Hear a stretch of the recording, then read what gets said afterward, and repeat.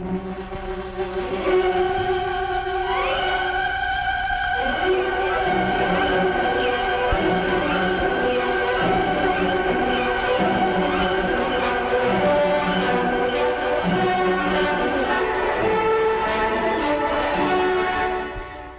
in the days when knighthood was in flower and all steel tailoring was in fashion, the ancients had their own method of persuading prisoners to tell the truth, the whole truth, and nothing but the truth.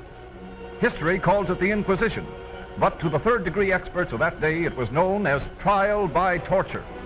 By any name, it was a drastic means of fact-finding, and usually the questionee gave up not only his secrets, but also an eye, a couple of fingers, or perhaps a half a dozen teeth in the bargain.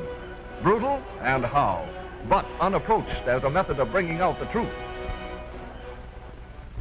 Today, the most modern automotive engineering science has borrowed some of the technique of the ancient art of the Inquisition.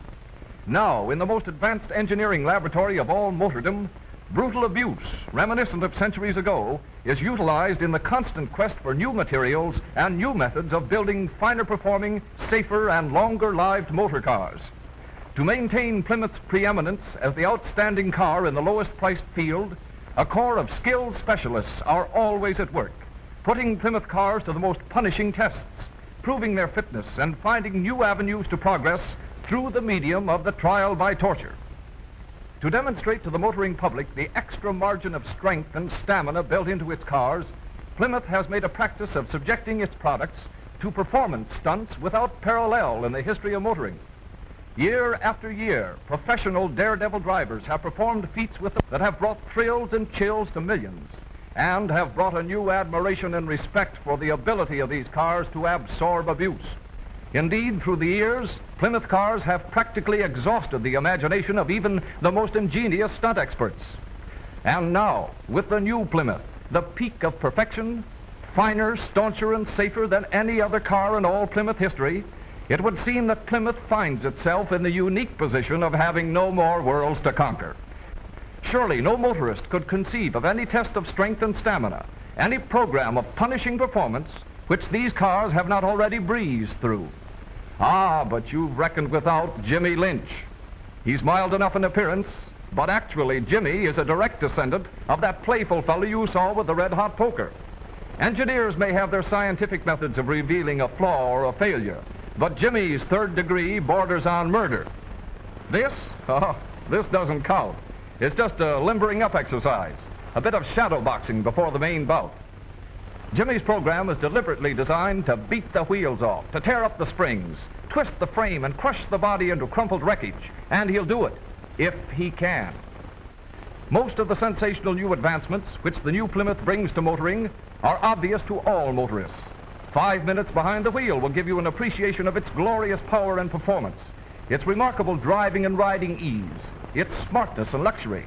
But no motorist could learn as much about Plymouth's dependability and ruggedness in years as Jimmy Lynch can prove in one afternoon.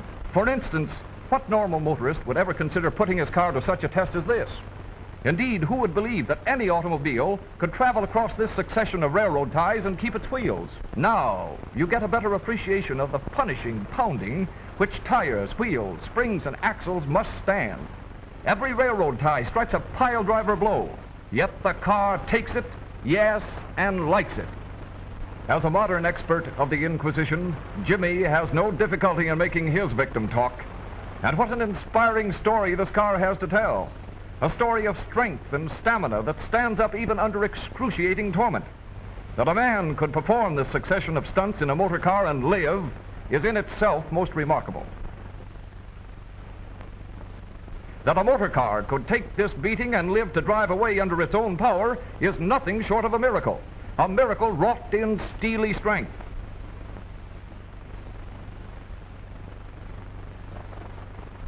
Now for the supreme test. Did you ever see an automobile run upside down? Well, watch this. Here he comes, up the ramp. There it goes, with full weight on its top. Now, up on its wheels again and away. Dented and scratched, of course, but you'd expect it to be crushed like a candy box. You wouldn't believe any car could survive that plunge, and indeed, mighty few could. It takes the strength of safety steel body, tough steel reinforced by steel, to bring you out of a tumble like that. Well, what's the matter, Jimmy? Looks like the driving demon has met more than his match. This new Plymouth appears to be able to take more punishment than even his inspired imagination can devise. Oh, but that isn't the end of the trial by torture. In fact, it's only the beginning. Here's Lucky Teeter, the old maestro of motor car mutilation, holder of 9 world's records in assorted hell driving. Probably many of you have seen his daring demonstrations of death driving around the country. For years he's been staging his carnival of crashes, always trusting his life to Plymouth. Now, this acknowledged world champion automobile mauler rises to new heights of daredeviltry to give the new Plymouth the works. No automobile ever was built to stand up under such super abuse. Motor cars are designed for the highway and the boulevard, not for such a circus of heartbreaking hammering as this. Indeed, you wouldn't expect even an army tank to survive the twisting, wrenching, crushing blows which Teeter heaps on this car. After a few minutes of watching Teeter at his favorite pastime, you may have some doubt as to his sanity, but you must admire his courage. And certainly you've got to take your hat off to the car that can live through this storm of abuse. What's this all about? Probably putting in a call to the nut farm. And at that, you couldn't blame him much. Uh-oh, look who's here. And small wonder. Because when anyone starts turning handsprings with an automobile, you naturally expect a finish to slow music and many flowers. Step on it, boys. We want to be there in time to pick up the pieces. Nowadays, almost all cars are trying to imitate Plymouth's hydraulic brakes. But here is a test of Plymouth's genuine hydraulic brakes that few cars would dare try. Every part of the car must share in this brutal program of punishment. Wheels, axles, frame, and body. All are subjected to strains undreamed of in normal motoring. Indeed, all the dubbed drivers in America couldn't give this car as much mauling in a year of ordinary driving as Lucky Teeter dishes out in this one demonstration of daredeviltry. How much longer can it stand up? How long before even this car's steely strength must yield under the heartbreaking abuse? Imagine yourself strapped in that car beside Lucky Teeter, bucking, leaping, and plunging like an inspired rodeo bronco. You know and I know that Teeter is not deliberately trying to break his own neck. We may, and with adequate reason, suspect him of being just a little crazy. But he isn't crazy enough to take a chance on a car unless he has the utmost confidence in its ability to carry him through. Before he embarked on this tour of torment, Lucky Teeter inspected the new Plymouth with the critical eye of one whose life depends a dozen times a day upon the unyielding strength and stamina of the car he drives. And when you're earning a living by risking your life, you become very critical indeed. What Teeter found in the design and construction of the Plymouth gave him the confidence to put this new car through performance feats never attempted before with any automobile. Tough luck, boys. Looks like you've lost a crash customer.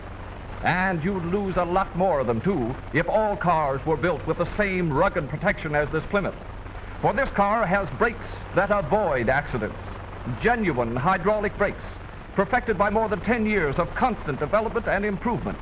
And in the event of unavoidable motoring mishap, it shields its passengers with a mighty armor. Not merely a metal shell, but heavy steel reinforced by steel, welded together into one solid unit of unyielding strength. Plymouth's famous steel body. Of course, no motorist ever would dare to attempt to duplicate Lucky Teeter's death-defying program through choice.